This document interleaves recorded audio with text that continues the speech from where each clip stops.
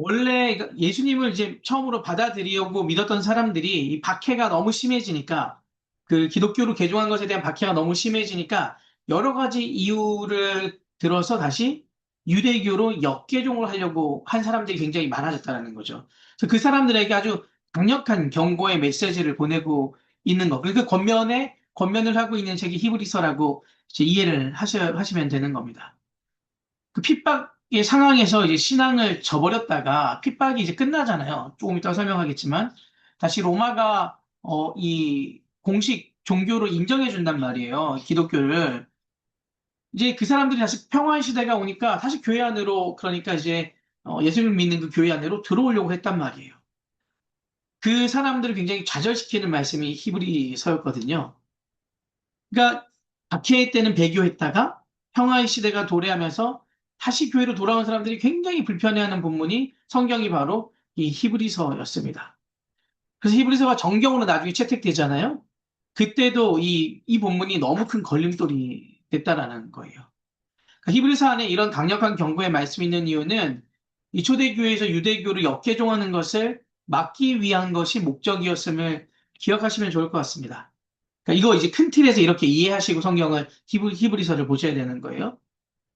극단적인 경고와 그 말씀을 왜 이렇게 극단적으로 하고 있는가? 그 이유가 중요한데, 정말 우리는 그럼 질문을 할 수 있겠죠.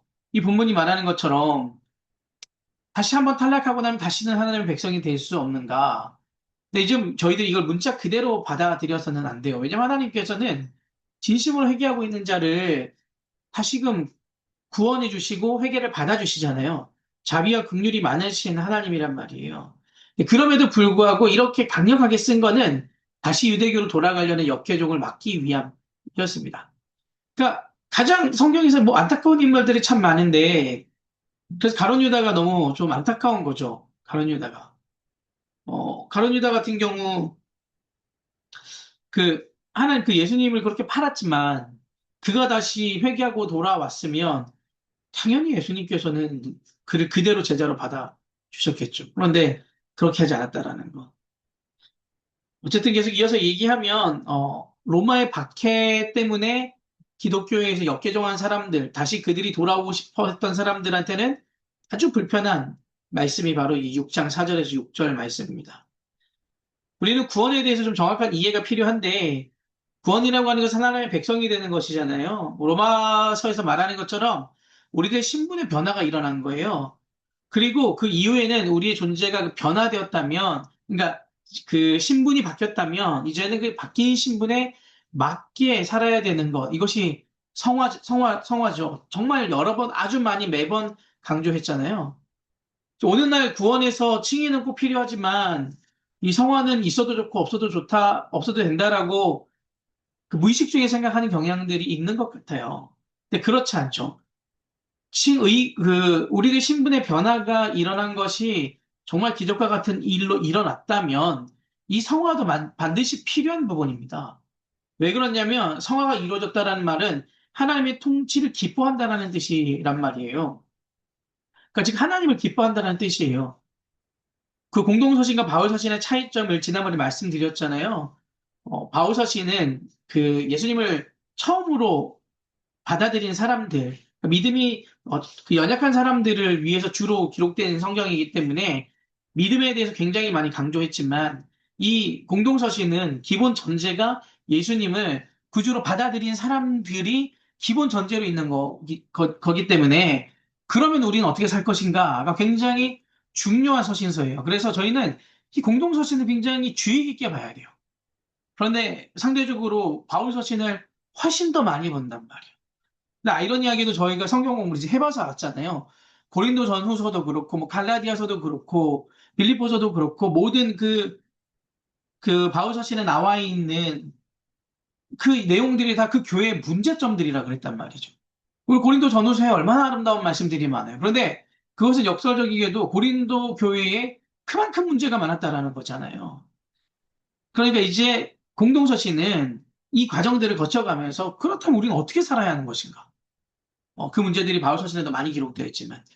그래서 저희가 이제 믿는 저희들, 성숙한 저희들은 이 공동서신에 대해서 좀 깊이, 묵상하고 봐야 될 필요가 있다라는 겁니다. 성화는 반드시 필요한 거예요. 그런데 이 성화 이전 상태로 회귀하려고 하는 모습들이 있단 말이죠. 이런 사람들을 구원의 중간 탈락자라고 할 수 있을 수도 있을 것 같아요. 뭐, 좀 더 뒤에서 계속 이제 얘기하겠지만, 구원은 이제 과거의 구원의 칭의가 있고, 현재적 구원은 성화, 그리고 미래적 구원은 영화란 말이에요. 하나님의 나라에 들어가는 거. 그러니까 과거는 칭의, 우리가 믿음으로써 구원을 받은 것. 현재적 구원은 그런 믿음 받은 사람들이 그 거룩한 삶을 살아가고 있는가. 그리고 마지막 때에 영화, 하나님의 그 나라에 영화롭게 들어가는 것을 의미하는 거거든요. 이것이 구원이 세 단계예요.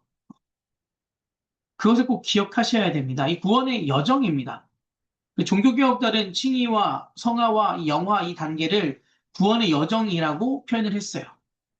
그러니까 이제 저희가 늘 칭의에서만 머물러서는 안 된다라는 것을 이제 강조하고자 하는 겁니다. 히브리서의 저자는 아직까지 알 수가 없어요. 초대 교부였던 오리게는 이렇게 얘기했습니다. 히브리서의 저자는 오직 하나님만이 알고 계신다. 그러니까 그만큼 누군지 알 수 없고요. 후보가 한 20명이 넘습니다. 누가 정확히 썼는지는 확실하게 알 수가 없어요. 뭐, 라틴어 성경과 그리고 킹제임스 여권의 히브리서는 사도 바울이 저자라고 하는데 이것도 확실하게 알 수가 없는 겁니다. 그래서 알 수 없다라고 생각하는 게 맞는 것 같아요. 히브리서 기록 연대도 당연히 정확히 알 수는 없는데 그 내용들을 좀 분석해 보면 제사 지내는 부분들이 나오거든요. 제사 지내는 부분들을 그 원어로 보면 현재 진행형으로 다 기록을 했어요. 그러니까 제사는 성전에서 드리는 거잖아요. 그러니까 그 예루살렘 성전이 무너지기 전에 기록되었을 가능성이 제일 높다라고 또 보기도 합니다. 왜냐하면 성전이 무너진 이후에는 제사를 드릴 곳이 없었기 때문이죠. 아무튼 저자도 확실하게 알 수 없고요. 그리고 기록 시기도 정확하게는 알 수가 없습니다. 이제 수신자가 또 누구인지, 이제 항상 서신서는 그렇잖아요. 저자가 누구인가? 기록 시기는 언제였는가? 그 대상은 누구인가? 히브리서의 수신자가 누구인가? 이것도 사실 정확하게 알 수는 없습니다. 근데 다만 유대교로 역개종하고자 했던 교인이나 그들을 목회하고 있던 목회자들에게 보낸 편지가 아닐까라고 강하게 추측하고 있습니다. 히브리서란 말의 책의 제목은 2세기 이후에 2세기 말경에 붙여진 그 이름이거든요. 그러니까 우리가 알고 있는 대부분 신약 성경의 제목은 그 저술 시점에 붙여진 건 아니에요. 마태가 마태복음을 쓰고 나서 책의 제목을 마태복음이라고 해서 산 것은 아닙니다. 마태가 쓴 복음서라는 인식은 있었지만 마태복음이라는 이름은 후대에 만들어졌어요. 마찬가지로 이 히브리서란 책 제목도 2세기 후반에 붙여진 이름입니다. 그리고 수신자의 문제와 관련해서는 학자들이 가장 선호하고 있는 주장은 로마에 있는 그 디아스포라 유대인들, 로마에 살고 있는 유대인들에게 쓰인 편지로 보고 있습니다. 왜냐하면 곳곳에 그 구약 말씀이 많이 인용되어 있거든요. 그러니까 그 구약 말씀들을 인용할 때 또 뭐 어디에 나와 있다, 어디에 나와 있다라는 게 자세히 기록이 있잖아요. 그것은 무슨 말이냐면 읽는 사람들이 어디에 있는지를 기본적으로 다 알고 있다라는 뜻이거든요. 그래서 이제 구약 말씀을 잘 알고 있는 유대인들에게 쓴 편지가 아닐까. 유대 기독교인들에게는 크게 두 부류가 있습니다. 예루살렘 그 가나안 땅 밖에 사는 유대인, 디아스포라 유대인이라고 하죠. 그리고 그 예루살렘 안에 살고 있는 유대인들이 있어요. 그러니까 당연히 유대인들 중에 기독교인들, 유대 기독교인들도 디아스포라 유대 기독교인이 있겠고 가나안 땅에 살고 있는 유대인들이 있겠죠. 예를 들면 바울은 디아스포라 유대인들을 위해서 선교 활동을 했던 사람이고요. 그다음에 야고보나 뭐 요한이나 이런 사람들은 예루살렘 교회에서 사역을 했잖아요. 가나안 땅에 살고 있는 유대인 기독교인들을 목회한 사람입니다. 그래서 이제 학자들은 로마 교회에 있는 디아스포라 유대인들에게 히브리서가 이제 쓰인 것으로 봐요. 첫 번째는 이 히브리서를 보면 율법 준수나 할례 문제가 별로 언급되어 있지 않거든요. 그러니까 이 율법 준수와 할례 문제가 심각했던 사람들은 이방 기독교인들이란 말이죠. 그래서 유대인들은 이미 할례를 받았고 율법 준수를 잘하고 있었기 때문에 굳이 할례나 그 율법 준수에 대해서 말할 필요가 없었다라는 거. 그리고 이 히브리서는 이 아람어가 아니라 고급 헬라어로 기록되었습니다. 무슨 뜻이냐면 헬라어는 그 로마 시대 전역에서 쓰였지만 예루살렘이나 가나안 땅에 살고 있었던 사람들의 주 언어는 아람어였습니다. 그렇기 때문에 이 헬라어로 쓰여졌다는 것은 아무래도 수신자들이 예루살렘에 살고 있는 유대 기독교인들이 아니라 로마에 살고 있는 유대 기독교인일 것이다라는 이 가능성이 가장 많은 거죠. 그래서 이제 이 수신자는 아무래도 로마에 살고 있는 디아스포라 유대 기독교인이 수신자일 가능성이 가장 높다. 고급 헬라어가 사용되고 네, 그런 여러 가지 상황으로 봤을 때 그렇게 추측하고 있는 것입니다. 그리고 그 결정적인 근거가 13장 24절인데요. 너희를 인도하는 자들과 및 모든 성도들에게 문안하라. 이탈리아에서 온 자들도 너희에게 문안하느니라. 이탈리아에서 온 자들이 누구냐면 로마 교회 교인들이었다는 거죠. 그러니까 이제 지금 수신자에게 문안 인사를 하고 있는 것입니다. 그래서 아마 이제 어, 로마 교인들이었던 사람들과 수신자가 알고 있는 가능성이 굉장히 높다라는 거죠.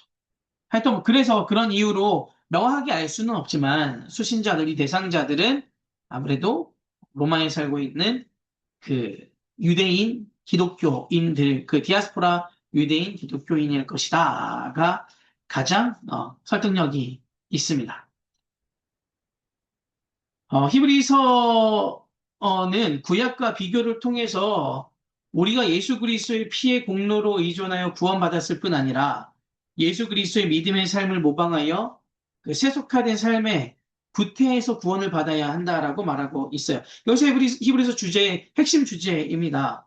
그러니까 무슨 말이냐면 세속 한복판에서 기독교인들의 삶을 선한 싸움을 싸우고 있는 그 현장, 그 배교가 굉장히 탄압이 심했기 때문에 배교와 타협이 위험에 도사리는 그 광야의 여정, 그리고 끝까지 믿음을 감당해야 할 그 마라톤 경주가 바로 이 그리스도인들이 살아가야 될 믿음의 경주라고 보고 있는 거예요. 그래서 이 세상 선한 싸움을 이루는 현장이라고, 세상은 선한 싸움을 싸우고 있는 현장이라고 얘기하고 있는 것입니다. 그래서 거기서 넘어지지 않을 믿음, 유혹과 핍박에서 넘어지지 않기 위해서는 그 깨어있는 믿음이 필요하다라는 거죠. 그래서 믿음의 삶은 어떤 삶이냐? 하나님이 우리를 부르시는 그날까지 계속되어야 할 마라톤 경주입니다. 그래서 믿음의 동리어는 신실함이에요. 신실하다는 얘기가 믿음직스럽고 성실하다는 얘기잖아요. 그 믿음을 끝까지 지켜나가는 것이 신실한 거죠. 그래서 우리가 하나님을 신실하신 하나님이라고 할 때 하나님은 변하지 않고 우리를 향한 그 마음이 늘 한결같아라는 그 하나님을 찬양할 때 신실하신 하나님이라고 고백하잖아요. 마찬가지로 믿는 우리들도 마라톤 경주다. 이 신실함의 자리로 나아가야 된다는 겁니다. 그래서 사도 바울은 본인이 복음을 전하고 그 많은 교회를 세우고 온 전역을 다니면서 그 복음 전파를 하는 것에 대해서 자랑하지 않았잖아요. 왜냐하면 진짜 자랑스럽지 않았을 거예요. 왜냐하면 이것은 바울은 아주 곳곳에 표현하고 있습니다. 이것은 우리가 당연히 해야 될 거라고 얘기하고 있어요. 오히려 내가 이 믿음을 지키지 못하면 하나님의 나라에 들어 구원받지 못할 것에 대한 두려움을 갖고 있습니다. 그래서 마지막에 이 믿음의 경주를 끝까지 다했다라는 것에 대해서 너무너무 감사해야 하잖아요. 그러니까 믿음의 동의어는 신실함입니다. 끝까지 우리들의 이 마음을 지키는 것. 히브리서 저자는 그것을 요구하고 있는 것입니다. 처음에도 말씀드렸지만 히브리서는 유대교로 역개종하려고 했던 사람들을 막기 위해서 쓰인 서신서예요. 그 첫 번째로는 왜 그렇게 그러면 유대교로 다시 돌아가려고 했는가? 몇 가지 이유가 있는데요. 첫 번째 로마의 박해가 너무 심했습니다. 기억하실지 모르겠어요. 로마는 유대교를 박해하진 않았어요. 왜냐하면 로마는 유대교를 인정해줬어요. 로마 제국의 공인된 종교였어요. 그런데 왜 초대교회, 기독교는 박해를 했냐면 로마 교회가 예수님을 믿는 사람들, 예수님을 인정하지 않았단 말이에요. 그들이 못 박았잖아요. 어, 인정하지 않았어요. 그런 관점에서 로마 그 법에는 이 기독교를 믿는, 예수님을 믿는 사람들은 무신론자들이었던 거거든요. 그러니까 유대인들이 믿는 하나님은 공식적으로 인정해 줬는데 초대교회가 믿는 예수 그리스도는 신으로 인정해 주지 않았습니다. 그래서 박해한 거예요. 우리가 공인하지 않은 종교를 너희들이 믿는다. 그래서 이단이라고 생각했다는 거죠. 313년에 컨스탄틴 황제가 그 밀라노 칙령을 발표를 하거든요. 그 밀라노 칙령을 저희 우리가 좀 오해하는 부분이 있는데 밀라노 칙령은 그 로마 정부가 기독교를 공인해 준 거예요. 국교로 인정한 게 아니라 공인해 준 겁니다. 공인해 준 거. 근데 우리는 이제 국교로 선언한 거라고 생각하는 경향들이 있단 말이죠. 아닙니다. 이 밀라노 칙령은 기독교를 공식적인 로마의 종교 중에 하나로 인정해 준 겁니다. 이때부터 핍박을 받지 않았겠죠. 예. 유대교에 있다가 초대교회로 개정했던 사람들이 다시 이 유대교로 돌아가려고 했던 것은, 어, 이 핍박에 대한 이 핍박이 너무 거셌기 때문이에요. 이 박해가 너무 강했기 때문이에요. 그래서 돌아가려고 했던 겁니다. 이것이 첫 번째 이유입니다. 타협할 만하죠. 본인들은 하나님을 믿고 있으니까. 우리 기독교도 하나님을 믿잖아요. 그런데 절대 우리가 타협이 안 되는 지점이 예수 그리스도란 말이에요. 그러니까 그 지점을 그냥 다시 타협하고 돌아가려고 했던 겁니다. 둘째는 또 예배가 좀 많이 달랐어요. 예를 들면 유대교 예배는 엄청 예배 예식과 그 예전이 확실한 곳이란 말이에요. 그런데 초대교회는 지금 우리 교회처럼 생각하면 안 됩니다. 저희 교회는 진짜 1, 2, 3, 4 예배가 꽉꽉 차잖아요. 주일날 그 예배 마치고, 저희 예배 마치고 인사할 때 환희 없이, 한없이 2층에서 내려오시거든요. 지금 저희 교회도 꽉 차서 예배드리지만 초대교회는 그렇지 않았어요. 아주 작은, 지금은 저희로 따지면 목장 예배 같은 그런 예배들로 많이 이루어졌단 말이에요. 그러니까 저희가 드리는, 저희 한번 생각해 보세요. 저희가 1,500명이 드리는 그 예배의 장엄함과 10명이 드리는 예배의 웅장함이 차이가 많이 나잖아요. 엄청 많단 말이에요. 그렇기 때문에 그 외적으로 느끼는 은혜들이 달랐을 거라고요. 그래서 그것 또한 하나의 요소가 되었습니다. 가정에서 모였던, 네. 그리고 그들은 원래 어렸을 때부터 대부분 그 유대교인으로서 자랐기 때문에 그 유대교의 그 제의, 막 제사장들이 제복 입고 나와서 예복 입고 나와가지고 집례하고 성전의 그 정말 웅장한 스케일, 레위인들이 했던 그 찬양 아주 아주 화려했을 거란 말이죠. 그런 부분에서 우리가 하고 있는 것이 맞나라는 생각이 들었을 겁니다.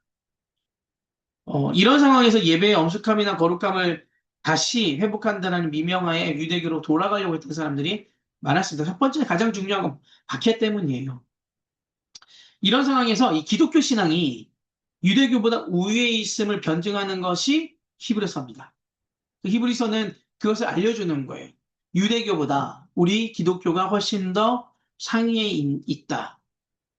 히브리서를 보게 되면 그래서 유대교가 중요시하는 뭐 천사, 예언자, 모세, 여호수아, 아론과 같은 인물들을 쭉 나열해요. 그리고 이 모든 것들보다 예수님이 우위에 있음을 강조합니다. 그래서 이런 비교를 통해서 다시 하위에 있는 유대교로 가는 것은 참 어리석은 행동이다라고 변증하고 말하고 있는 거예요. 유대인들이 증시하는 천사, 예언자, 모세, 여호수아, 아론은 예수에 비해서 하위적인 존재들입니다. 그런데 더욱 소중한 예수를 거부하고 당신들이 다시 그쪽으로 갈 것이냐? 아니다. 그렇게 해서는 안 된다라고 강력하게 권면하는 편지가 히브리서입니다. 네, 히브리서에는 예수님에 대한 그 새로운 주장들이 등장하는데 예수님은 대제사장이에요. 이것을 이 대제사장적 기독론이라고 하거든요. 그러니까 그러니까 기독교 하는데 이 차이점을 좀 제가 좀 설명을 드릴게요. 알고 계시는 분들은 아시겠지만, 기독론이라고 하는 것은, 우리 조직 신학의 구분 중에 신론이라는 학문이 있어요. 신론. 그러니까 하나님에 대해서 하나님이 어떤 분인가를 아는 학문이 신론이에요. 기독론은, 기독이란 말은 그리스도를 한문으로 표현한 겁니다. 그래서 기독론은 예수님은 누구신가? 예수님은 어떤 사역을 행하셨는가? 예수님에 대하여 신학적인 논의를 정리해 놓은 것을 기독론이라고 얘기해요. 그러니까 사실은 저희는 어, 기독교 안에 천주교를 같이 천주교는 사실 전체적인 큰 틀로는 기독교 안에 들어와 있습니다. 왜냐하면 천주교도 예수님을 믿잖아요. 그래서 좀 정확히 얘기하려면 이렇게 그 개혁교회와 로마 카톨릭으로 구분하는 게 맞죠. 그리고 천주교도 사실은 로마 카톨릭의 카톨릭이라는 말을 쓰는데 로마 카톨릭이 훨씬 더 정확한 표현입니다. 카톨릭이라는 말은 훨씬 더 포괄적인 단어예요. 포괄적인 단어거든요. 예, 로마 카톨릭이라고 말하는 게 더 사실은 맞는 표현이에요. 뭐 간단하게 간략하게 좀 설명을 드리면 그래서 이제 기독이라는 말은 아시겠죠? 예수 그리스도에 대해서 말하는 것이다. 그러니까 히브리서는 이 기독론과 관련해서 새로운 주장을 얘기하는데 바로 예수님은 대제사장이었다라는 것을 4장에서부터 이제 강조를 합니다. 6장까지. 이것이 핵심입니다. 예수님이 대제사장이다라는 것이 대제사장 기독론의 핵심적 주장이에요. 이걸 가지고 유대교는 즉각적으로 반발합니다. 왜 반발할까요? 대제사장은 어느 지파에서 나올 수 있나요? 레위 지파에서 나올 수 있죠. 그리고 더구나 대제사장은 레위 지파 중에서도 아론의 후손들이어야만 합니다. 그런데 예수님은 유다 지파잖아요. 레위 지파가 아니에요. 레위 지파도 아닌 어떻게 예수님이 어떻게 대제사장이 될 수 있는가? 이것이 유대인들이 제기한 반박입니다. 뭐 논리적이죠, 나름.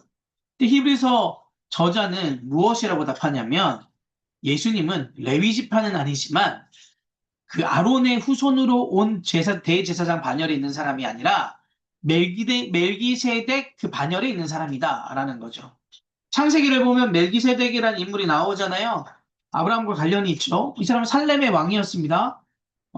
그리고 왕이 종교의 그 제사장의 그 역할을 겸했던 시기이기도 한데 멜기세덱은 어느 지파도 아니잖아요. 왜냐하면 지파는 야곱의 그 자손으로부터 시작됐단 말이에요. 그러니까 아브라함 시대 사람이니까 야곱의 할아버지 뻘 되는 그런 시대 사람인 거죠. 오히려 또 아브라함보다 훨씬 더 나이가 아마 많았을 겁니다. 그때 그 멜기세덱을 대제사장이라 칭한단 말이에요. 우리 6장 20절 한번 좀 찾아보겠습니다. 6장 20절.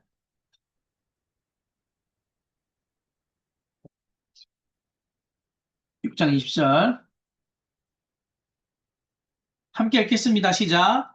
그리로 앞서가신 예수께서 멜기세덱의 반차를 따라 영원한 대제사장이 되어 우리를 위하여 들어가셨느니라.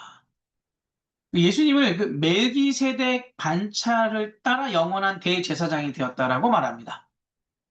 히브리서에서 멜기세덱을 언급한 이유가 레위 지파는 아니었지만 제사장의 역할을 감당했던 인물이고 그리고 그 어, 이 이스라엘의 지파가 생기기 이전에 더 사람이었다라는 거죠. 믿음에 대해서도 그래서 아브라함을 가지고 얘기한단 말이에요. 율법에 대해서 얘기할 때 아브라함이 하나님의 자녀가 된 것은 믿음으로 그렇게 된 것이다 라고 또 얘기하죠.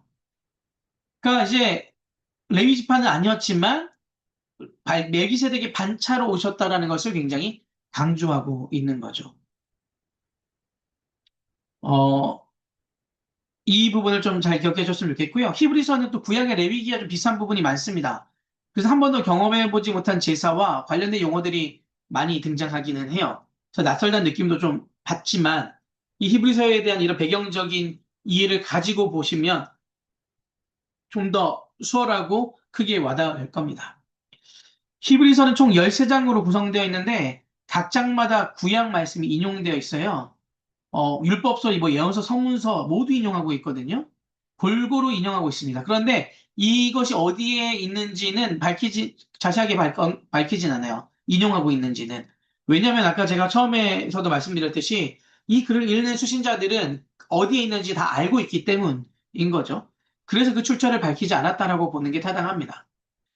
해박한 이 그 구약에 대한 지식을 갖고 있었던 유대 기독교인들로 그래서 보는 것이 가장 좀 설득력이 있는 부분입니다. 아까 이 부분에 대해서도 설명을 드리긴 했죠. 네. 1장을 좀 보면 1장은 하나님이 부리시는 영이자 구원 얻을 사람들을 섬기라고 보냄받은 천사들보다 그리스도가 뛰어나다라고 얘기합니다. 1장 찾아볼게요. 1장.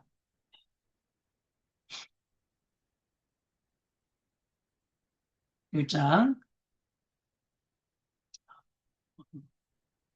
잠시만요. 1장 5절 읽겠습니다. 5절. 시작. 하나님께서 어느 때 천사 중 누구에게 너는 내 아들이라 오늘 내가 너를 낳았다 하셨으며 또 다시 나는 그에게 아버지가 되고 그는 내 아들이 되리라 하셨느냐. 14절 보겠습니다. 모든 천사들은 섬기는 영으로서 구원받을 상속자들을 위하여 섬기라고 보내심이 아니냐. 왜 그러냐면 당시 이 유대교는 이 천사 숭배 사상이 있었단 말이에요. 그러니까 천사 숭배보다 예수님 숭배가 옳다라는 거예요. 천사보다 예수님이 더 우위에 있다라는 거죠. 천사는 예수님을 섬기러 보낸 존재다라고 말하고 있는 것입니다. 아들이라고 얘기하잖아요. 아들은 하나님의 지상 대리자라는 뜻이거든요. 그래서 하나님의 지상 대리자는 누구를 가리키냐? 하나님의 뜻을 이 땅에서 대신하고 대표하는 존재라는 뜻입니다. 그래서 하나님이 원하시는 바를 이 땅에서 하나님을 대신하여 살아내는 자가 하나님의 지상 대리자인데 그 지상 대리자를 아들 예수 그리스도라고 얘기하고 있는 것입니다. 이 땅에서 행하고 있는 바를 대신한다라는 것이 예수님에 대한 설명입니다. 구약 시대에 하나님의 기름 부음 받은 왕 그리고 제사장, 예언자는 하나님의 지상 대리자로 부름받은 존재들이에요. 그들은 자신들의 그 사역을 통해서 하나님의 뜻을 대행하고 대언해야 할 임무를 받았거든요. 그런데 예수님은 그 사람들보다 더 높은 존재라는 거죠. 그러니까 그 대언자, 대리자들이 한 7이라고 하면 예수님은 10, 그냥 완전한 존재라는 거예요. 예수님은 존재 자체가 하나님이시다 보니까 그분이 선포하시는 말씀과 그분이 보이시는 행동 하나하나가 다 하나님의 뜻이다라고 보여주는 것입니다. 히브리서가 그것을 강조하고 있습니다. 그래서 천사들보다 훨씬 더 뛰어난 존재다. 그래서 히브리서에 천사에 대한 얘기가 나오는 게 당시 유대교에게 천사 숭배 사상이 있었기 때문입니다. 3장은 이 출애굽 1세대들을 본받지 말으라는 얘기예요. 이것은 구약시대 어느 시대의 본문이냐면 신명기 시대의 이야기입니다. 모세가 출애굽 2세대들에게 선포했던 유언적인 메시지가 신명기잖아요. 주제가 무엇이냐면 실패했던 1세대를 본받지 말으라는 겁니다. 왜 그럼 출애굽 1세대는 실패했는가? 가나안을 향해서 그가 힘있게 걸어가야 하는데 힘들 때마다 그들이 다시 애굽으로 돌아가려고 했던 거. 네, 이것이 이제 15절과 19절에 관한 말씀인데 1세대들이 순종하지 아니했던 자들, 왜 하나님의 나라에 들어가지 못했느냐? 가나안에 들어가지 못했냐? 그건 하나님의 능력과 그 바른 길로 인도하심을 온전히 믿지 않고 거부했기 때문이에요. 그래서 이제 순종하지 않았기 때문에 실패했다라는 거예요.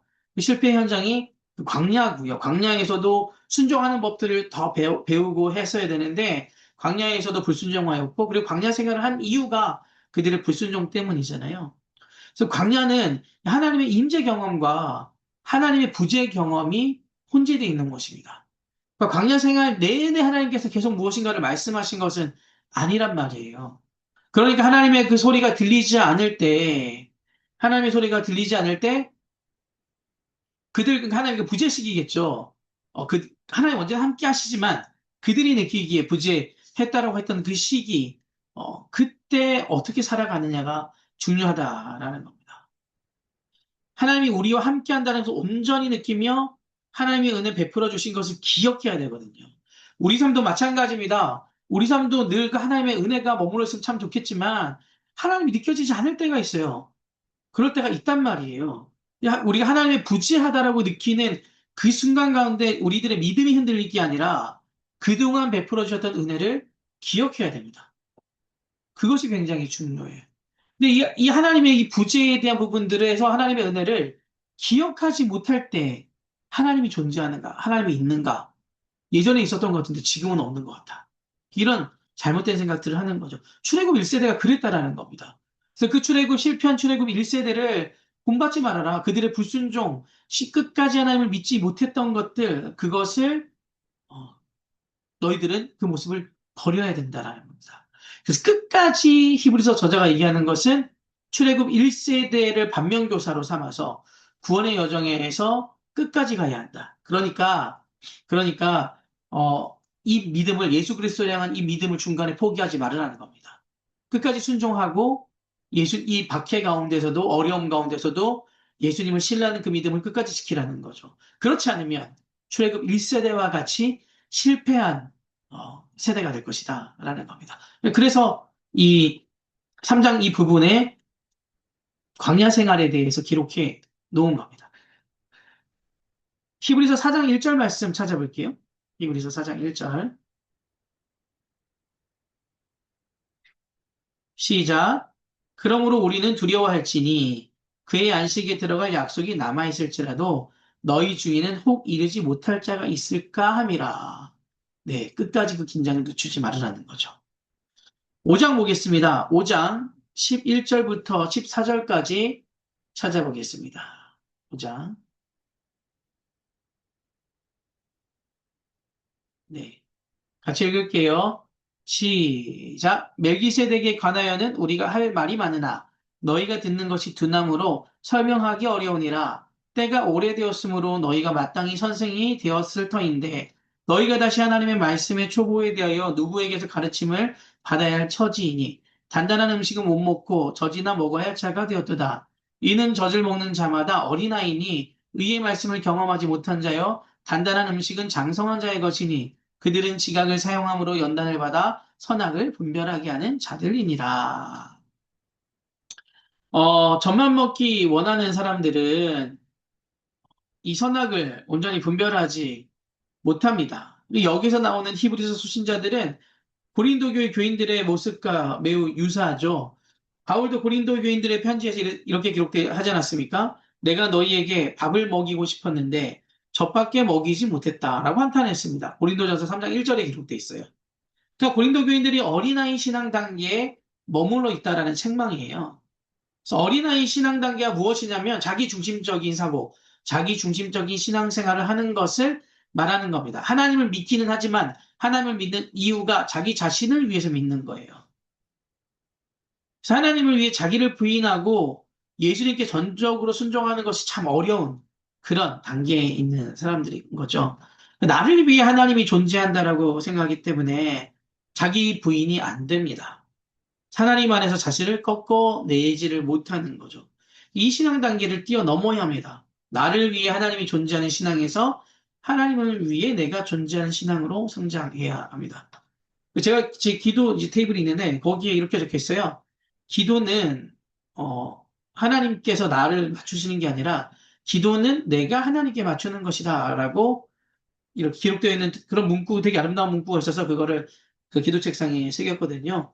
그런 거죠. 우리가 하나님께서 바라시는 그 삶으로 나아가는 거지. 하나님을 내 삶으로 끌어오는 것은 아주 그 1차원적인 신앙 생활이라는 것입니다. 히브리서 저자는 계속 그렇게 해서 얘기하는 거예요. 너 언제까지 그렇게 낮은 단계에 있을 것이냐. 예수 그리스도가 고난의 종으로 오셨듯이 우리가 이 고난에 동참하는 것은 예수 그리스도의 길에 서는 것이다. 그러니 나를 위한 신앙을 넘어서야 한다라고 계속해서 강조하고 있는 것이 히브리서 6장의 말씀입니다. 그러니까 배교하는 사람들을 향해서 쓴 거예요. 쉽게 신앙을 저버리고 신앙을 포기하는 사람들.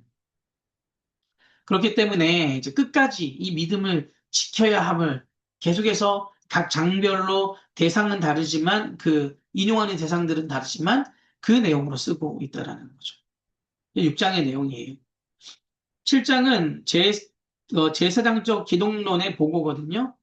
먼저 3장 1절을 제가 읽어드릴게요. 7장 하는 것이지만 3장 1절에 그러므로 함께 하늘의 부르심을 받은 거룩한 형제들아 우리가 믿는 도리의 사도이시며 대제사장이신 예수를 깊이 생각하라.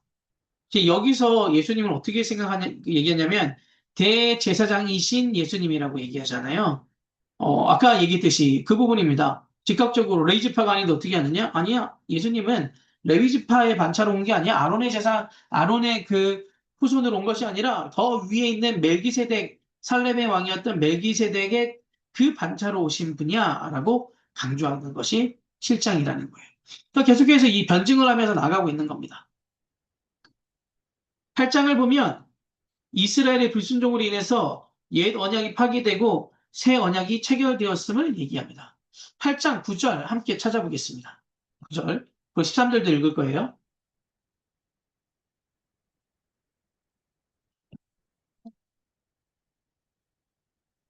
네, 9절 읽겠습니다. 시작. 또 주께서 이르시기를 이 언약은 내가 그들의 열조의 손을 잡고 애굽 땅에서 인도하여 내던 날에 그들과 맺은 언약과 같이 아니하도다.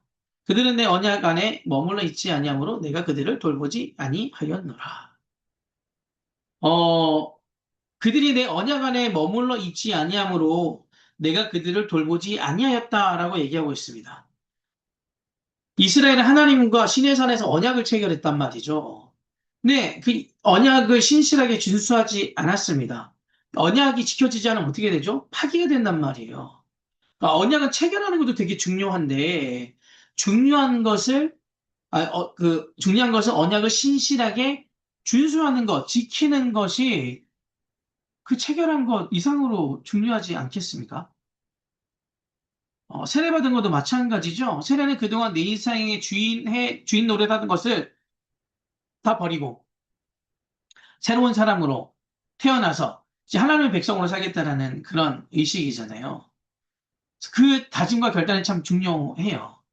그 하나님의 언약도 신에서는 언약도 마찬가지인데 하나님은 그 언약을 계속 지키려고 하셨고 그들을 기다려주시고 기다려주시고 기다리셨는데 이스라엘 백성들이 어기고 어겨서 결국은 하나님께서 그 언약 체결을 파기하신 거잖아요. 다시 또 언약을 또 맺긴 하시지만 네. 히브리서 8장에는 이제 그 내용이에요. 이스라엘의 불순종으로 인해서 언약이 파기가 되었다. 그러니까 구원받은 너희들도 그 언약이 파기되지 않게 하라는 거예요. 배교하지 말으라는 거예요. 떠나지 말으라는 거죠. 이것을 지켜내는 것이 우리가 해야 될 일이라는 것입니다. 계속 이제 9장을 좀 보겠습니다. 9장을 보면 이 지성소에는 대제사장이 1년에 한 번 대속제일에 제물의 피를 가지고 들어갈 수 있잖아요. 7절 말씀을 볼게요. 9장 7절에 오직 둘째 장막은 대제사장이 홀로 1년에 한 번 들어가되 자기와 백성의 허물을 위하여 드리는 피 없이는 아니하나니. 여기서 1년에 한 번 들어간 날이 대속제일입니다. 히브리 음력 달력으로는 7월 10일이에요. 히브리 달력으로는 7월 10일. 그래서 이스라엘은 7월 1일이 새해입니다. 요것도 우리 달력과 좀 달라요. 우리 달력 한 2달 정도 차이가 나거든요. 그러니까 이제 히브리인들의 달력의 7월은 우리의 9월이라고 보면 돼요. 9월쯤으로 보면 돼요. 그리고 이 사람들의 유대력은 7월이 새해라고 시작하는 거예요. 새해로. 네. 이때 7월 1일 날 무엇을 부냐면 나팔을 불거든요. 그래서 이것을 나팔절이라고 얘기합니다. 새해 첫 시작이 되었다는 것을 알리는 거예요. 7월 1일이 나팔절이다. 왜 나팔절이냐? 새해가 시작되는 나팔을 불기 때문에. 간단하죠? 그다음에 7월 10일은 대속죄일입니다. 7월 10일 대속죄를 거행하고 7월 15일부터 일주일 동안 그 초막절 잔치를 지켜요. 초막절은 그 오국백과가 가장 풍성한 때거든요. 가장 풍성한 때요. 우리 9월로 보시면 된다 그랬잖아요. 그래서 이스라엘의 7월은 종교적으로 가장 풍성한 달이에요. 1일이 시작이 나팔절, 10일은 대속죄일, 민족 전체의 죄를 하나님께 회개하는 대속죄일, 7월 15일부터는 일주일간 초막절을 지키는 절기가 시작되는 거. 그래서 많이 모여 있어요. 이때 절기들이 많이 모여 있어요. 9장은 그 예수님께서 대제사장이라는 주장에 대한 반박과 그것에 대한 답변이 이제 기록되어 있거든요. 첫 번째 반박 질문, 아까 예수님이 대제사장이라면 그가 사역하는 곳은 어디인가에 대한 질문입니다. 9장 24절에 이렇게 기록되어 있어요. 그리스도께서는 참것의 그림자인 손으로 만든 성소에 들어가지 아니하시고 바로 그 하늘에 들어가서 이제 우리를 위하여 하나님 앞에 나타내시고 그 예수님께서 활동하시는 곳은 그들이 말하는 성소가 아니라 하늘 성소라는 거예요. 그럼 두 번째 질문은 그럼 예수님께서 대제사장이시라면 예수님께서 바치는 제물은 무엇인가? 이것에 대한 대답은 26절입니다.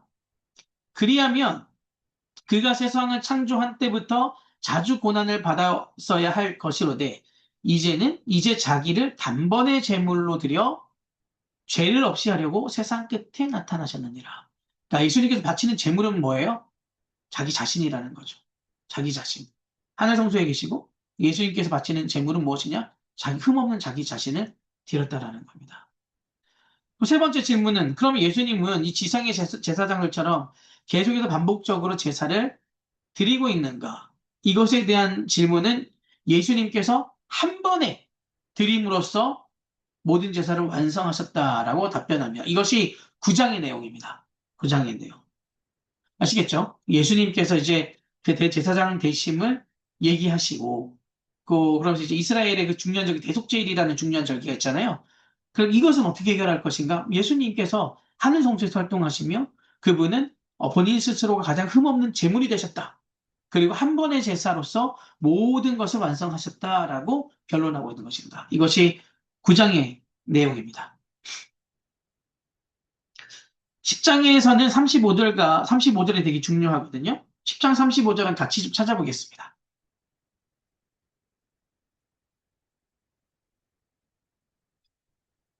시작. 그러므로 너희 담대함을 버리지 말라. 이것이 큰 상을 얻게 하느니라. 저자는 이 담대한 가운데 신앙을 절대 포기하지 말으라는 것을 권면합니다. 박해와 죽음에 대한 두려움 앞에서도 흔들리지 말 것을 촉구해요. 그 다음에 돌이키지 말으라고 얘기합니다. 한번 결단했으면 다시 돌아가지 말아라. 하나님께서 가장 싫어했던 부분이거든요. 이스라엘 백성들이 나 다시 애굽으로 돌아갈래. 그들 애굽으로 돌아가면 죽습니다. 그냥 죽는단 말이에요. 그런데도 난 애굽으로 돌아갈래. 이 광야 생활이 너무 힘들어. 차라리 애굽에서가 낫어라고 대단한 착각을 하는 거죠. 똑같이 흔들리지 말고 박해와 참 죽음 앞에서도 그 믿음을 끝까지 지키라. 교회 공동체 안에 머물러라. 이것이 말하고자 하는 핵심이에요. 10장의 핵심이기도 하고요. 히브리서 전체의 핵심이기도 합니다. 그래서 그 히브리서를 보면은 이 구약의 축소판이라고 보여지는 이유가 바로 그 설명들을 계속하고 있기 때문이에요.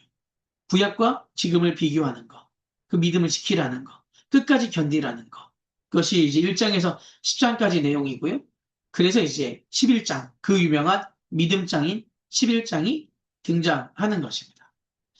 그런데 여기서 말하는 그 믿음장 11장은 히브리 관점에서의 믿음이에요. 아주 많이 설명드렸잖아요. 히브리적인 관점에서의 믿음과 헬라적인 관점에서 믿음이 좀 다르다. 헬라적인 관점의 믿음은 인지적인 동의, 내가 그것을 믿어, 알아, 라는 것이고요. 히브리 관점의 믿음은 그것을 온전히 수용하는 거잖아요. 인지적인 동의로만이 아니라 하나님을 내 삶의 주인으로 삼는 것. 그래서 하나님께서 가라고 하면 가고 멈추라고 하면 멈추는 것. 이것이 히브리 관점의 믿음이에요. 아브라함이 너무너무나 잘 보여줬죠. 그래서 히브리서 11장은 그런 삶을 살았던 사람들의 이야기가 나오는 것입니다. 왜 11장에 그 믿음장이 등장하는지 아시겠죠? 1장부터 10장까지 구조였고, 이 믿음을 끝까지 우리가 잘 버텨야 된다. 대제사장이 예수님께서 우리를 위해 단번에 돌아가셨고, 우리를 구원하셨다. 이 구원을 포기하지 말아라. 버리지 말아라. 그리고 11장에 이렇게 믿음의 우리 조상들이 이런 삶을 살지 않았느냐? 하고 보여주는 게 히브리서 11장입니다. 근데 이제 히브리서 11장에 나온 그 믿음장에 나온 사람들은 완전한 사람들은 아니에요. 구약의 인물 중에 완전했던 사람은 없습니다. 네. 모델로 제시하고 있는 거지 그 사람들의 삶 전체가 완전하다라는 것으로 말하는 것은 아니에요. 그런데 그 사람들이 어떻게 믿음으로서 성장해 갔는가, 어떤 믿음의 삶의 모습을 보였는가. 아브라함도 처음에 믿음으로 순종하였지만 처음부터 그가 완전했던 사람이 아니잖아요. 계속해서 믿음의 그 아버지가 되는 그 여정 가운데 살았던 사람이란 말이에요. 그것을 또한 계속 얘기하고 있는 것입니다. 그리고 이제 11장 29절에 보면 믿음으로 그들은 홍해를 건넜으나 애굽 사람들은 이것을 시험하다가 빠져 죽었다. 믿음으로 홍해를 건넜던 사람들이 누구죠? 1세대 출애굽한 사람들이잖아요. 근데 그 사람들 전체가 다 그 믿음을 끝까지 고백했나요? 그렇진 않았다라는 거예요. 그런데 그 사건 속에서도 믿음의 1세대들은 그 믿음을 보였다라고 해서 여기에 믿음장의 예시로 나와 있는 겁니다. 그 모델로 쓰는 거죠. 32절에는 입다와 삼손의 이야기가 나오는데 입다와 삼손이 사사기에서 보였던 삶이 그들의 삶을 본받을 만하나요? 그렇진 않아요. 그런데 그들이 하나님을 온전히 붙잡았던 그 믿음의 때가 있었다라는 거죠. 그것을 이제 히브리서 저자는 칭찬을 하고 있습니다. 그래서 이제 그 삶 전체가 다 뭐 본받아야 될 믿음의 삶이라는 것은 아니에요. 하지만 그 사람들이 그 믿음의 사람들이 보였던 그 삶의 모습들, 믿음의 모습들, 그것을 이제 읽는 독자들로 하여금 그 믿음을 구하라라고 얘기하고 그 믿음을 지키기 위하여 끝까지 가라. 이례적인 믿음이 아니라 믿음을 지켜내는 것이 더 어려운 일이다. 1절에 믿음은 바라는 것의 실상이요라는 말씀이 나오잖아요. 바라는 것의 실상. 신앙인이 바라는 것은 다른 것이 아니라 하나님 나라라는 나라를 바라야 된다는 겁니다. 근데 이제 유아기적인 신앙에 있는 사람들은 하나님의 나라가 아니라 내 나라를 바라는 거잖아요. 믿음이라고 하는 것은 내가 꿈꾸고 소망하는 하나님의 그 나라의 삶을 지금 이 땅에서 살아내는 것. 내가 꿈꾸고 소망한 하나님 나라의 삶, 하나님의 그 통치가 온전히 그 실현되는 삶, 하나님의 그 통치로 기뻐하는 삶, 내가 바라는 것, 그 모습들이 지금 내 삶에서 일어나는 것이 참된 믿음의 삶이라고 강조하고 있습니다. 네. 그리고 이제 출애굽 2세대들에 대한 얘기도 나오는데, 출애굽 2세대들도 성공하지 못했죠. 가나안 땅에 들어가서 끝까지 싸우지 않았잖아요. 그래서 가나안 원주민들과 동화되어서 이방신들이 들어왔고 거기서 사사시대에 굉장히 혼탁한 시대를 살았습니다. 아주 혼탁한 시대를 살았단 말이에요. 그러니까 이제 1세대도 그렇고 2세대도 그렇고 끝까지 믿음을 지키는 것이 그만큼 어려운 일입니다. 너무너무너무너무 어렵습니다. 그럼에도 불구하고 그 믿음을 지켜내야 한다가 히브리서 가장 강조하고 있는 부분입니다. 그래서 12장 16절에는 이런 표현이 있어요. 음행하는 자와 혹 한 그릇 음식을 위하여 장자의 명분을 판 에서와 같이 망령된 자가 없도록 살피라. 여기서 망령됐다라는 것은 나는 구원을 받았다라는 이 착각이에요. 그러니까 자기 구원에 대해서 자신만만하지 말으라는 겁니다. 에서는 장자였음에도 불구하고 장자의 명분을 빼앗겼잖아요. 왜 그랬을까요? 장자의 명분을 너무 가볍게 여겼어요. 그러니까 본인 배가 고프니까 눈앞에 있는 그 배고픔 때문에 장자의 명분을 그냥 넘긴 거예요. 아무런 생각 없이. 마찬가지로 우리들의 믿음도 마찬가지예요. 이 믿음을 지키는 것을 간단하게 생각하지 말으라는 거예요. 너무 가볍게 여기지 말으라는 거예요. 이 믿음을 뭐 믿고 싶을 때 믿고 아닐 때 안 믿고 그냥 교회 안 나와버리고 믿음을 포기하는 거, 이거 안 된다라는 겁니다. 그래서 언제든지 이 구원을 내가 소유하고 있다라는 착각을 하지 말아라. 구원은 하나님의 값진 선물이다. 그런데 그것을 지켜내는 것은, 그리고 그 삶을 살아내는 것은 쉽지 않다. 그럼에도 불구하고 이 믿음의 이 경주를 끝까지 완주해야 된다라는 겁니다. 그래서 이브리서 그 저자는 그래서 배교하는 사람들, 그 사람들에게 아주 강력하게 얘기하고 있는 거고요. 아주 엄중하게 그 초대교회 교인들에게 너희 배교했다 다시 못 돌아와 라고 얘기하고 있는 것이죠. 이제 마무리를 좀 하자면 이 히브리서 이 관한 내용들은 방금까지 얘기했던 이 부분입니다. 믿음의 경주를 끝까지 가는 거, 우리가 힘든 상황, 어려운 상황에서도 이 믿음을 지켜내는 거, 그것이 예수 그리스도가 걸어간 길이라는 것입니다. 지금 시대를 살고 있는 저희들은 사실 정직하게 이게 솔직히 말해서 이 믿음 생활하는 게 어, 옛날만큼 어렵진 않잖아요. 이 시대처럼 어렵지도 않고 저희가 뭐 이렇게 북한에 있는 사람들처럼 믿는 것이 어렵지도 않고 그러다 보니 이 믿음에 대해서 상대적으로 쉽게 생각하는 경향이 없잖아 있는 거죠. 그런데 저희는 또 너무 잘 알잖아요. 이 시대에서 이 믿음을 계속 지키고 살아가는 것이 얼마나 어려운 일인지 너무나 잘 안단 말이에요. 하나님께서는 이 믿음들을 끝까지 지키는 사람들을 너무나 귀하게 여기시고 그런 우리들을 통하여 또 하나님의 사람들을 계속해서 찾아가고 세워가신다라는 거예요. 그러니까 우리가 복음 전파에 대한 부분도 그렇고요. 이 믿음을 나가는 것에 대해서도 어, 더 깊이 잘 싸우셔야 하는 것 같아요. 이 시대 히브리서가 저희한테 주는 의미가 그런 것 같습니다. 육체적으로는 해가 없을지 모르겠으나 그래서 이 믿음을 지키는 것이 또 쉬운 부분일 수도 있겠으나, 하지만 이 자본주의 사회에서 그리스도인으로서 온전한 하나님의 통치 안에서 사는 삶은 참 어렵습니다. 쉽지 않습니다. 그럼에도 불구하고 이 믿음을 지켜나가자라고 얘기하는 것이 이 시대 히브리서를 읽는 저희들의 마음가짐이 되어야 될 것이라고 생각합니다. 히브리서는 이제 이런 책이었습니다. 오늘 히브리서에 대해서 저희들이 좀 나눴지만, 굉장히 좀 강력하게 책망하는 책이기도 하고요. 그리고 더욱더 강한 믿음을 또 요구하는 책이기도 하고요. 그럼에도 불구하고 예수 그리스도의 제사장이신 그 예수 그리스도의 그 통치 안에 있을 때 우리들이 그 삶이 더 자유함을 누릴 수 있다는 것을 말해주는 책이기도 합니다. 그래서 우리 육교구 식구들도 이브리서를 읽으면서 그런 관점으로 좀 읽으시면 좋을 것 같아요. 끝까지 믿음의 경주를 다하고 하나님께서 우리 개인에게 맡겨주신 거, 그리고 우리 뭐 교구, 우리 교회에 맡겨주신 이 사명의 그 자리들을 저희들이 믿음으로 잘 감당해야 될 것이라고 생각됩니다. 그런 저희들이 되었으면 좋겠고요. 저도 그런 목회자가 되기 위해서 더 애쓰고 기도하고 공부하겠습니다. 네, 이렇게 오늘 히브리서를 마무리하도록 하겠습니다. 제가 기도하고 마무리하도록 할게요. 하나님, 오늘 히브리서 말씀을 저희들 나눴습니다. 그 말씀의 내용처럼 주님께서 우리를 구원하신 것에 대한 감사를 잊지 않게 해주시고, 하나님이 느껴지지 않는 그 시간 가운데서도 그동안 베풀어 주신 하나님의 은혜를 기억하게 하시고, 우리들의 믿음이 흔들리지 아니하고 주님 부르시는 그날까지 믿음을 지키며 나아가는 육교구 모든 식구들 되게 하여 주시옵소서. 우리 육교구 식구들, 하나님, 각자의 기도 제목들이 있고 처해 있는 상황이 다 다릅니다. 하나님, 우리들의 삶에 주님께서 민감하게 개입하고 계시오니 그 주님을 보게 하여 주시며, 우리가 하나님의 그 은혜 안으로서 하나님의 통치 안에서 거하는 육교구 모든 식구들 되도록 우리들의 삶을 지켜주시고 보호하시고, 저희들도 그 믿음을 지키며 살아가게 하여 주시옵소서. 저희와 함께 하실 주님을 의지하며 예수님 이름으로 기도합니다. 아멘. 감사합니다.